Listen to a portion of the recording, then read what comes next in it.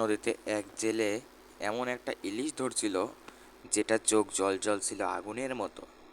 রাত তখন প্রায় 2টা, চারিদিকে ঘন কুয়াশা। হঠাৎ জালে প্রচণ্ড টান লাগে।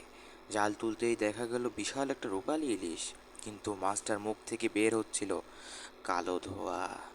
লোভে পড়ে জেলে মাছটা বাড়িতে নিয়ে আসে, কিন্তু রাত হতেই পুরা ঘর অদ্ভুত শব্দ করতে থাকে। শব্দ করতে করতে শুরু হয়। হঠাৎ অন্ধকার থেকে কেউ ফিসফিস করে বলে, আমাকে নদীতে ফিরিয়ে দে, দে ফিরিয়ে।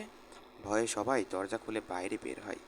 কিন্তু সকালে দেখা যায় এমন এক ঘটনা, যেটা দেখে তো জেলে আর সেই ইলিশ দুজনে নিখোঁজ। আজও নাকি গভীর রাতে সেই নদীর পাশে জলে চোকালা ইলিশ দেখা যায়।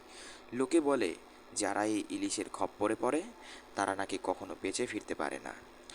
আর এরকম ইলিশ প্রায় নাকি গ্রামের মানুষদের চোখে পড়ে, আর বেশিরভাগ ছোট বাচ্চাদেরকে আক্রমণ করে।